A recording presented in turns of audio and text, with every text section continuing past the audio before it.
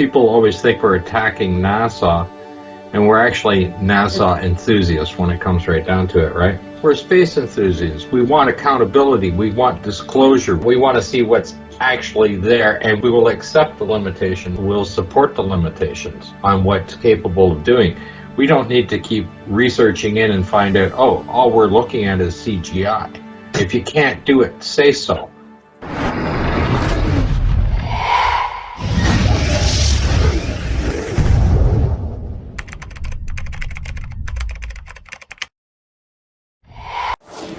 Ladies and gentlemen, we're back. It's been, I think, about 3 or 4 months since I've seen this British gentleman. His name is Marcus Allen. Marcus, you need no introduction, but I do want to just mention I really enjoyed the latest copy of Nexus magazine. It was a fascinating read, especially the issue celebrating the 20 best articles in the last 20 years. Maybe you can elaborate more on that. It was fascinating if you can elaborate more. That was absolutely a good read.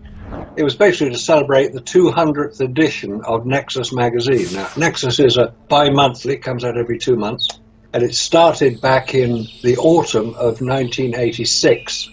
So we're talking quite a long time ago. How many other magazines do you know of this nature, alternative magazines, have maintained publication for that period of time and maintained the level of articles? We keep getting calls from people who are saying, it saved my life. Some of the information in it is really good, some of the health information, because we do health articles, we do future science, we do alternative health, hidden history, who built the pyramids? Anybody answer that? Well, we get a gold star because we don't know. And looking into the sort of what's going on in the world that we're not being told about necessarily all the time. This is the latest Nexus. It's on its way to you.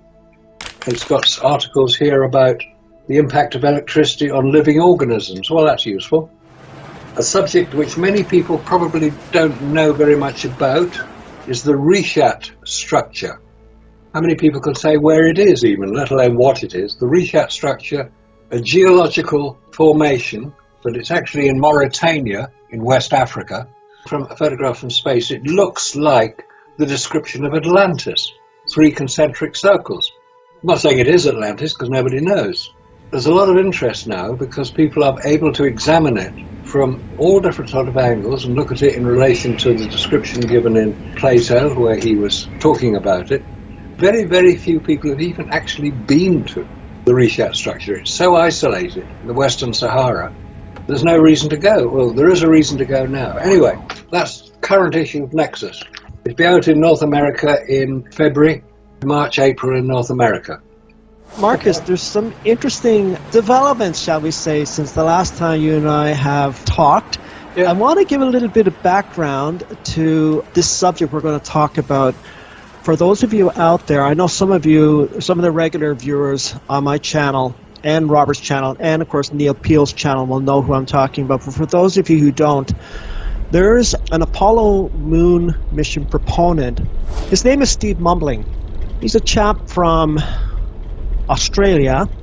And actually, a little background, more background on this. He did a hit piece on me a couple of years ago. He was supposed to appear on Neil Peel's channel, where Marcus is a regular guest, to debate all things Apollo. And he had backed out the last minute. And I said to him, I had messaged him and basically said that, it's unfortunate you backed out, and we're looking forward to it. So he said, well, come on my channel. And I said, no. I said, I don't know who you are, and I'm not coming on your channel unless we have some kind of moderator, so on and so forth. So anyway, he did a hit piece on me. You can check it out on his YouTube channel. I'm very proud of the hit piece he did on me, actually. It's Randy Walsh chickens out of a debate. Yes, you'll like it. I'm sure some of the people, regulars on here, have seen that video. So anyway, long story short, he agreed to another appearance on Neil Peel's channel on the Apollo Detectives, again with Marcus in attendance. This time he did follow through on his commitment to appear in the channel. And on the channel was Neil Peel, Ben, Scott Henderson, and of course the one and only Marcus Allen here. And I'm going to let Marcus describe what happened. It was not an interview or a debate. It was a mudslinging match. I mean, I have no other way to describe it on the part of Steve Mumbling. It was the most how shall I say, rather interesting, maybe disturbing discussion on this subject I have ever seen to date. From here now, I'm going to let Marcus fill in all the details and let you know what happened. I will provide a link to the raw version of the Apollo detectives, which Steve Mumbling has in his channel, because he always thought we were going to edit stuff out. And then I'll link the Neil Peel version of it, where him and Ben discuss what had happened here with that interview. So Marcus, please take the floor here, Marcus. I'm looking forward to hearing what you have to say. Okay, well, thanks very much. I appreciate that. It's always good to have people who are challenging one. And I've been challenged for the last 30-odd years, ever since I started discussing this. This is quite a recent. The Steve Mumbling event, if you want to call it that, started when I appeared on Ben Emlyn Jones. He was the moderator on the chat. Ben lives in Oxford and he runs the HAPANWU, Hospital Porters Against New World Order. That's what it stands for. He runs a television and a YouTube channel and interview channel, and he's been going for many, many years, probably 10, 15 years, and he's got an incredible collection of interviews. So he was a very good person to have as a moderator, somebody who would introduce everybody. I mean, somebody has to do it. So Ben is very good at it, and he works with Neil Peel, or Neil Geddes-Ward. He works under two names, and he basically introduced us. Now, Ben had organised a conference in Oxford, where he lives, called the Dreaming Saucers Conference, which is a play on the phrase dreaming spires, which is what Oxford is known as. So Dreaming Saucers, that occurred about 4 or 5 years ago, and I was one of the speakers there, and as usual was talking about the Apollo moon landings and how they never happened. It was recorded and posted on Ben's channel and on Neil's channel. It was a routine type of talk that I do, so people have probably heard most of the main points in it, to do with vacuum, to do with pressure, radiation, heat, all the problems we have. Steve Mumbling took exception to this and decided to call me out. Well, that's fair enough. I don't mind being called out. And he posted on his channel his preferred method of recording his own contributions is to have his presumably mobile phone mounted in his car, and he drives around the Australian outback. He actually lives in Western Australia, near Perth. So there's plenty of scope for driving around, and the scenery doesn't change very much because Australia is a big place, full of trees, full of outback, full of not very much interest. Anyway, he drives around and he gives his thoughts on the subject. Now, Steve is an engineer. He's probably 50, 60, something like that. So he's been around the block a few times. Anyway, he decided to call me out and decided that he would say that I was lying because during the talk that I was doing, I referred to humans landing on the moon, astronauts landing on the moon, which is purely my way of describing what's going on. There's no point in saying allegedly every time you talk about people landing on the moon. So I said at the beginning of the talk that I would not be doing allegedly landed on the moon during the talk, but I would say that I don't consider that it has happened. I don't consider that humans have been any nearer to the moon than low Earth orbit. And there are various quite substantial pieces of evidence to support that. Anyway, Steve decided to call me out on this. Well, you said that they landed on the moon. How can you say they didn't?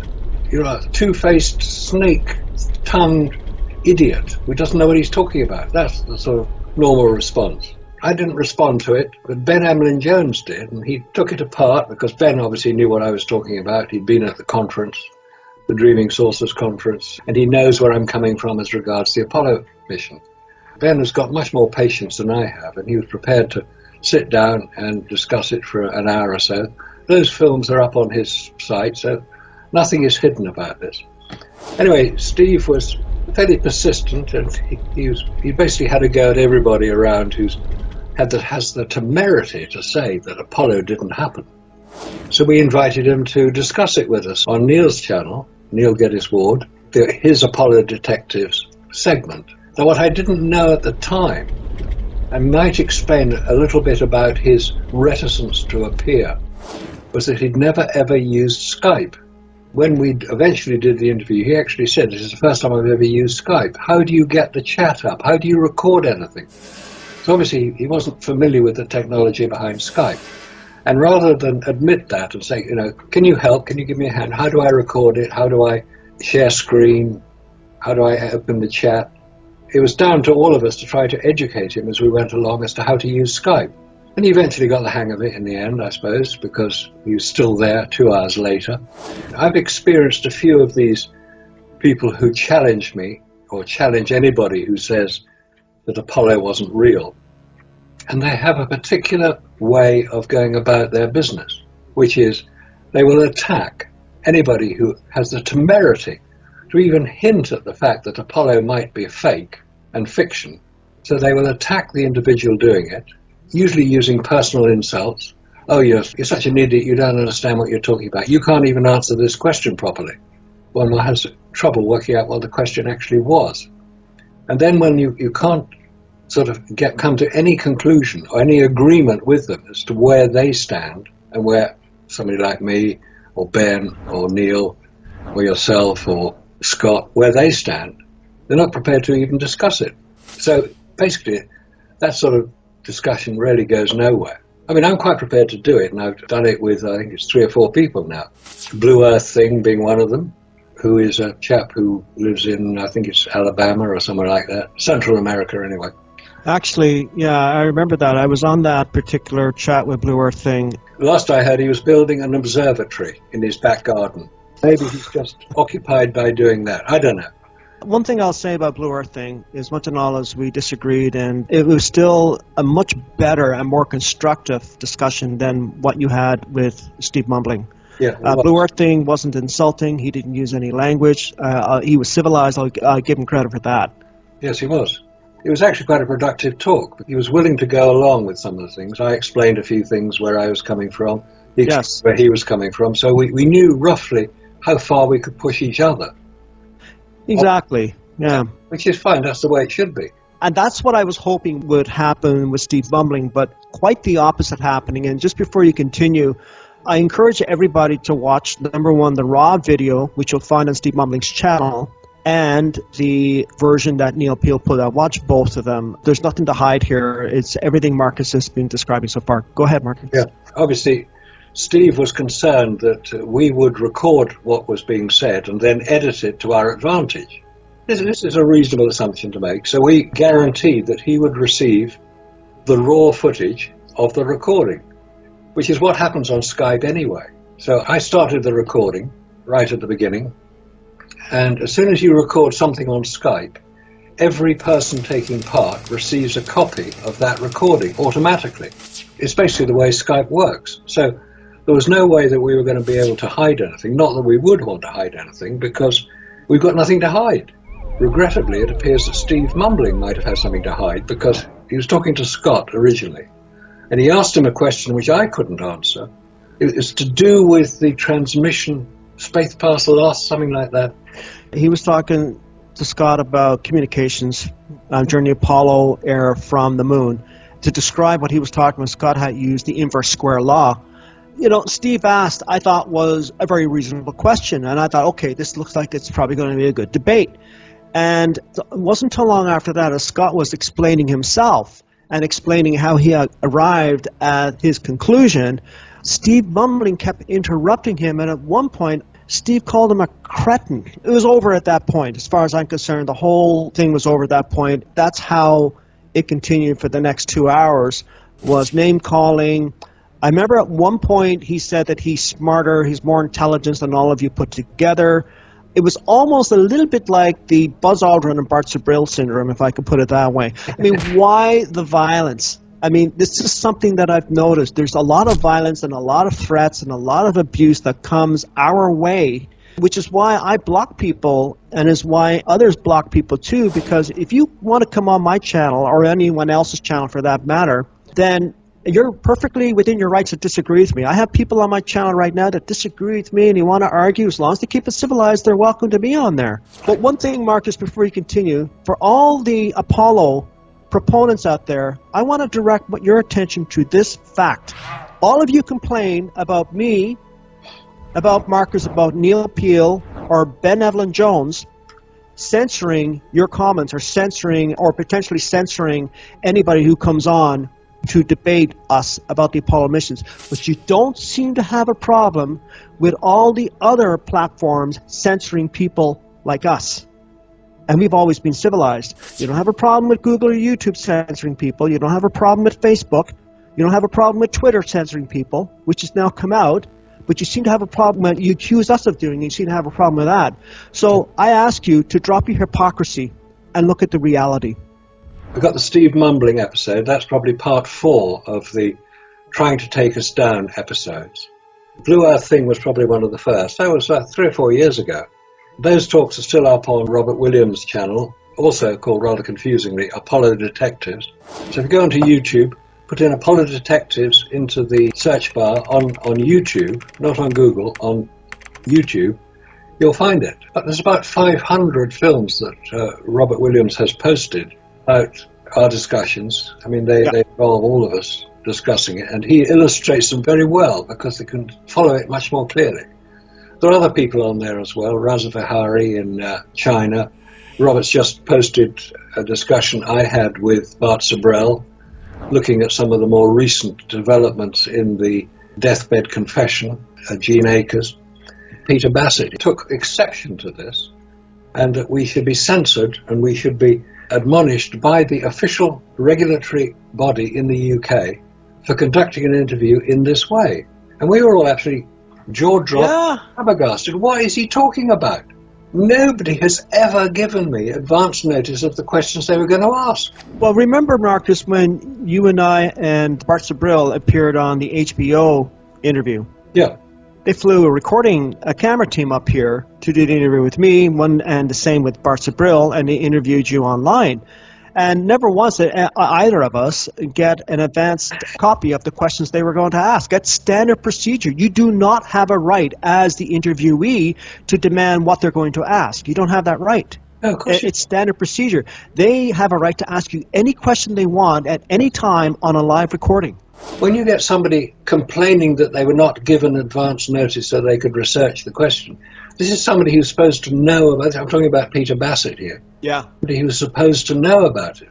And I thought, this is just so ridiculous that somebody could demand that sort of leeway or latitude in a live radio interview. It wasn't even a television interview, it was a live radio interview. Anyway, Neil Peel, who was the producer of the show at the time, said, no, internet discussions are not regulated in the same way. Which he should have known that, but obviously he didn't. So because he was being rather shown up for not knowing what he was talking about, he decided to complain. About a year ago, I got in touch with him again and suggested that we might like to have a debate in his local astronomy group down in Kent. I said, I'll come along and you can ask me any question you like. Could be an interesting discussion as to what's going on. He said, no, we don't ask people who are not informed about their subject. And I thought, hang on a minute, where's he going with this? Basically, he didn't want to appear with me to be shown up for being incompetent in terms of knowledge of Apollo. So that's the way it goes. And then we have the Steve Mumbling episode, where, as you said, he was fairly abusive to all of us.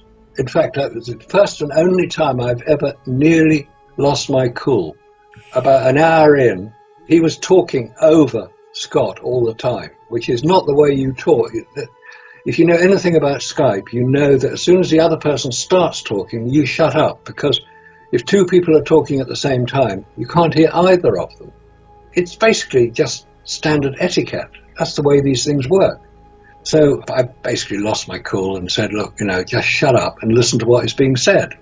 Well, Steve, the bottom line is, come on, Steve. PDF files here. Do you want me to read them all to you? Scott has the information there. He's talked about the information before.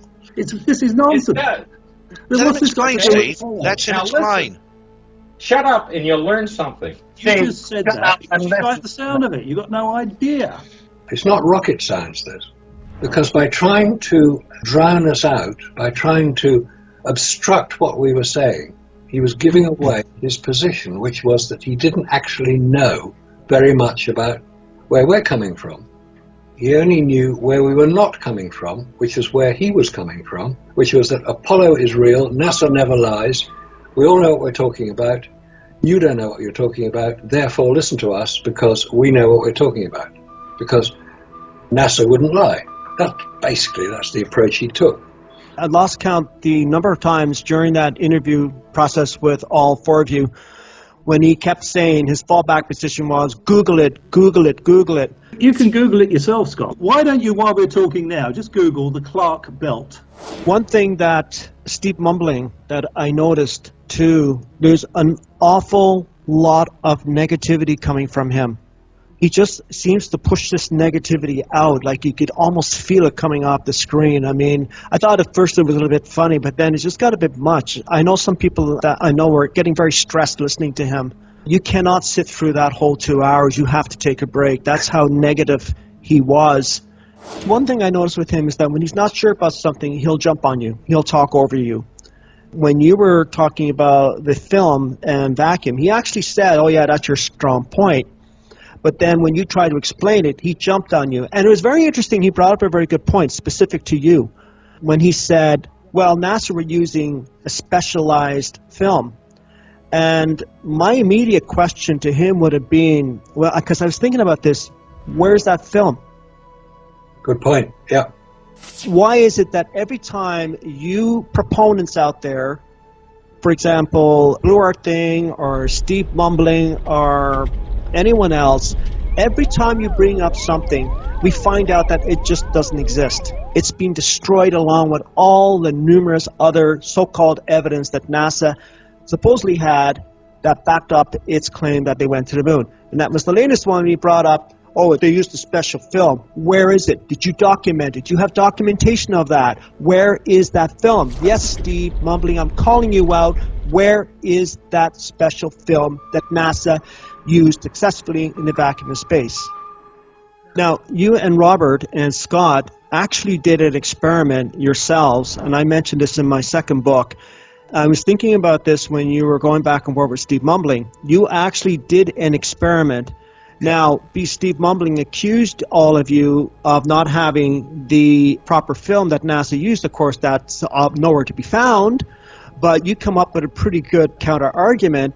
But the point is, Marcus, is that you actually did an experiment. You can't do an experiment when it comes to every aspect of the Apollo missions. It's impossible. But that one presented an opportunity, and you, Robert, and Scott jumped at that opportunity. Can you just briefly explain that experiment for people who are watching this video who are not familiar with it? Because I think it's a good counter to Steve Mumbling, where you actually did an experiment. He came back and said, well, NASA used special film that can't be found anywhere, so I just want to emphasize that point. Can you just briefly explain, number one, what the three of you did, and number two, the equivalent altitude that you were able to get from that film, that experiment? That experiment was brought about as a result of a talk which I attended in London in 2018. It was given by the designer of the camera systems on the Hexagon spy satellite, the KH-9.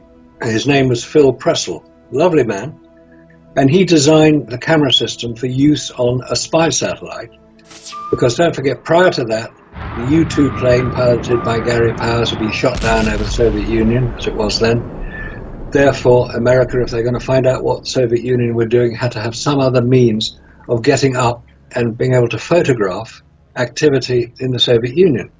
So they developed various camera systems on various satellites, the Corona system being the first one, and eventually landing up on the Hexagon, which is the KH-9, Keyhole 9. The camera system used photographic film. And that's the key point.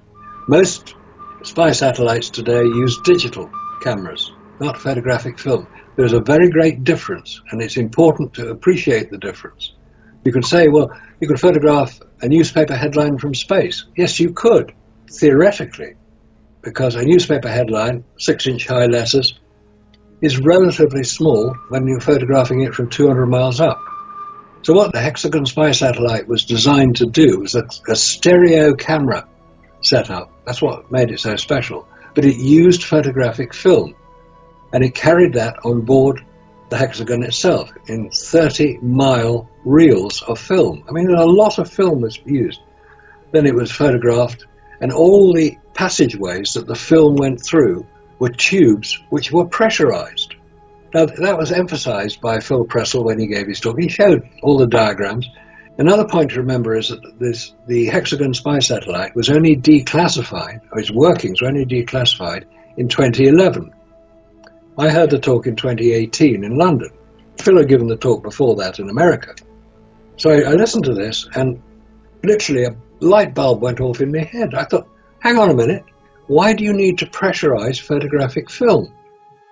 What's important about that? I'd never heard that before. That was obviously part of the declassification. So I asked Phil at the end of the talk, I said, would the same requirement be necessary for Apollo? He said, of course it would. Photographic film is destroyed in a vacuum unless it's kept under a small degree of pressure. 1 pound per square inch is a figure he quoted. I thought, hang on a minute. There's no evidence of any of the cameras on the lunar surface being protected from vacuum. That was 1 pound per square inch. It had to be pressurized in the camera? In the camera, yes. Okay. The level of pressure was brought about by the use of nitrogen gas bottles. And Phil actually showed the nitrogen gas bottles where they were located near the camera equipment. So it was pretty obvious that they were using nitrogen gas to pressurize the film. Not very high, as I say, 1 pound per square inch is not very high. I mean, top of Mount Everest, you've got pressure about 5 pound per square inch. At sea level here on Earth, it's 14.7 pound per square inch. So we're talking a deterioration of pressure as the higher you go.